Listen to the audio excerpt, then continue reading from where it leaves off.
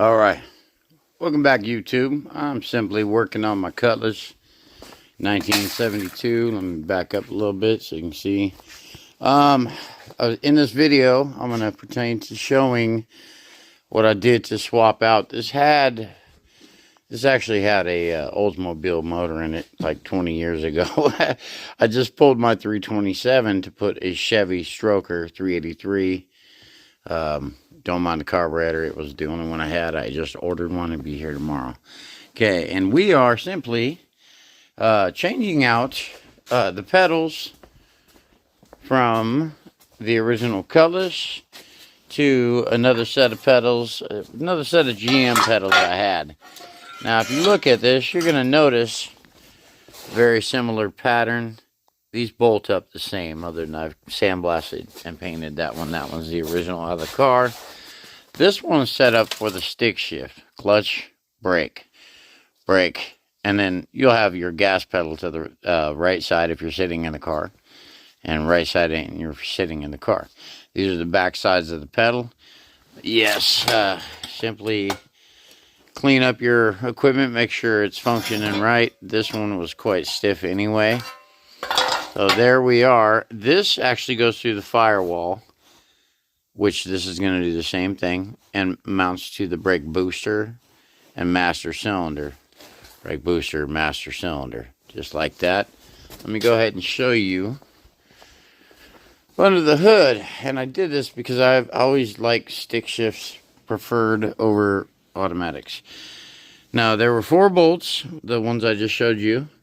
Sorry, I'm trying to get some light in there. 9/16, 9/16, and then 9/16 and 9/16 below it. I kind of broke my brake lines a little free. On your block, you've got your tube here, which mounts on a ball, which screws into the side of the block on these old schools. And the other side of it, I'm going to have to modify a little bit. This right here is the lever that's going to go to a rod that goes through the firewall. And I'll show you, factory, these are set up for both as far as the bodies. That being said, let me go ahead and take you inside. Oh, don't mind my mess. It's late. I'm tired. Yeah, door panels are getting replaced in this too. I had a dog eat it a long time ago. But this is the old 72. I did drop the steering column. You got 1 bolt there and 1 bolt there. And up front here, I unplugged all my wiring right off the steering column, as you can see. Okay, and once you drop that whole plate sits up here where my hand is. Starts here, or here, and goes all the way to your firewall. Now, once those 4 bolts are loose, you can kind of wiggle and jiggle, and then twist it out and pull the whole assembly out. Me, I'm going to leave my apartment for a minute. I want to get some Rust-Oleum up in here. Maybe Brillo, some of that rust that I see. This car's always been indoors. But, man, you're talking old. This thing's like 50 years old, 47 something. Actually going to be doing the electrical rewiring it soon anyway. And these kick panels need replaced too. They've always had holes, like someone tried to put some speakers or something. But I'll quit rambling and get back to what I was doing. That clutch assembly, I'm going to paint this up real quick and slide the new one in, rebolt it to the firewall. Make sure I got all my wiring correct here. And I'm hanging up a little bit with my steering anyway, so I think I'm going to pop that apart, see what's going on, maybe throw some grease on the bearings. But, other than that, bear with me, and I'll go ahead and show you the rest of what I got going on this. Alright, now that we popped the car up in the air, and like I was trying to say, I put a Muncie 4-speed. The cross member, I did have to move to the front bolts, and then I set 1¼ inch spacers with the 2 3/8 by 2.5 inch bolts, 2.5 long, 3/8 wide. A couple of shorties, 1 inch ones for the 3/8, 4 bolts for the cross member. That's all set up. So I'll have to readjust all the e-brake cables and whatnot. We've been playing with a lot on this car. Just put Flowmasters on, add to the equation. But all aside that, had a really tight fit had to end up going to get a high torque mini starter. I don't know if that part number maybe help you out.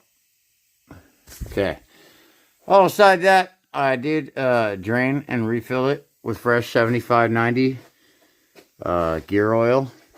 We've got this is the Muncie shifter, which has, and I did put like a drop of Loctite on all 3 bolts, reverse, I think this is third, fourth, first, second, as far as the shifting setup. And that, I did pop a 4-inch hole saw hole through the floor, just kind of centered it right above the shifter, and I still had to kind of cut a corner out. You can adjust these if needed, but this one worked fine in the car that it came out of, so I'm going to leave it be. If I need to play with it, I will. Don't open a can that you might not want to finish eating per se. And there you go. We put some new cotter pins in it, some new hardware. Make sure it don't flop around. None of our 3/8 bolts are going to come loose. Fat washer. Drop a Loctite blue. A little more forgiving than red. Here's our 2 1.25-inch spacers. I used 1/2-inch pipe. Kind of ghetto fabbed it. Don't know how to order something. And went to the auto parts store, and the kids don't even know what you're talking about. So there you go. All aside, got our flywheel assembly, our new mini torque starter. Got our, this is a Muncie 4-speed. Old school. Real old school. So we got that all set up. Now we are working on the clutch fork here. And that thing I just showed you above with the rod that hooks to the motor right there. Now that's kind of a ball, and this slides right over it, heavy grease. And then it'll have another ball on this side, which the grease circle push grease out to both fittings. So the next rod will be going through the firewall to the clutch pedal, and I'm going to have to custom fab that. But no problem, I got you. So now you see what I'm working with underneath. This was an automatic car, but I wanted it to be a stick with a stroker. And I think it'll handle pretty good. So bear with me for the ride. We're going to finish it up. I always finish them, even if I'm slow, old, and smell funny. Yeah, I got you. Bear with me. All right, back in here this morning. Quit late last night. Got our new plate up in there, the clutch assembly pedal setup. And got our 4 bolts lined up through the firewall. Bear with me on the... And then the other 2 for the steering column mounts. And then as well, we got our front setup. I just got 54 bolts through the firewall, those. That one, and 1 below on each side, as you can see in there. Kind of a hard spot to see, but there you go. Alright, so we're going to continue on, bolting everything back up, plugging all wires back in, and we'll continue from there. And we'll start working on the actual rod assembly, making sure everything aligns and fits and adjusts right. Alright, now that we're back in here. Alright, just got the steering column sucked back in. Bolt up there, bolt up there. Routed our wiring up above. All the greasy stuff is dielectric grease. You got your shaft stuff set up. And I always lube my lock switch when I'm in there. It feels nice and smooth now. Thank you, Keith. Thank you. Yeah, that's right. Okay, got our little clip put back into our brake pedal. Active. Now we gotta situate the whole clutch pedal, which is the whole reason we did all this. So there we are. Bear with me, and we're gonna continue popping this together. Don't mind a few cattywampus wirings that's been done over time since this thing had a pet dinosaur. There we go. And I got the steering wheel off. I'm gonna lube and grease all my bearings in the steering shaft while I'm at it. I hate doing something and not doing the rest, so bear with me. All right, I've destroyed the camera on my cell phone once again. That's why it's all blurry. Okay, we put our mounting for the clutch rod here assembly to the block. It was up forward, but it fit better on that one. There's also one more back there. Some engines and trannies have multiple holes for different placements on cars, trucks, your go-kart, or yeah. Anyway, different assemblies. Okay, what I did is I took a 3/8 nut or bolt, welded it to the frame, set up there, and I'm going to do the same with this one. And I welded a large washer with a little bit of a cup over it to kind of keep the crap out of this rod. It's going to be full of grease. The grease zerk right there. And it pumps out that side and this side when you're done. So that being said, we're going to go ahead and weld on this one. And now I think what I'm going to do is find my adjustment for right there, that hole, to the clutch fork, right? Anyway, you know where it's at, right there at my fingertip. So from there to there, make sure that you are in the appropriate place. And I try to set mine not quite maxed out, but a good angle like that is gonna kind of work well for me right there.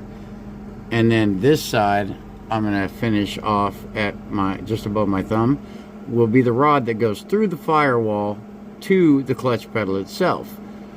And then this all should pretty much line right up when I'm done. You do want to make it somewhat adjustable, so if it's off a little bit you can tinker with it. So far the linkage feels great to the transmission. Got everything in place. It rattles around just fine. Small amount of Loctite on all three of those bolts. And like I showed you previous, cross members all set up, mounted, solid in place. Nothing is going to move around. And as far as our clutch fork, we just want to make sure that we got an adjustment on that so I can tinker with it. And we're good to go, gentlemen, so bear with me. Bear with me, and we're going to have this whipped out in a minute, burning donuts with my dirty camera lens. Alright, back on this little piece, I just simply made my own little push rod out of the bolt here with the round head to fit in the clutch fork with the adjustable piece, new cotter pin. We're probably going to be taking about 1.5 inches off this, but I leave all my final adjustments and cuts for last. And then as far as the bracket, this is how it turned out.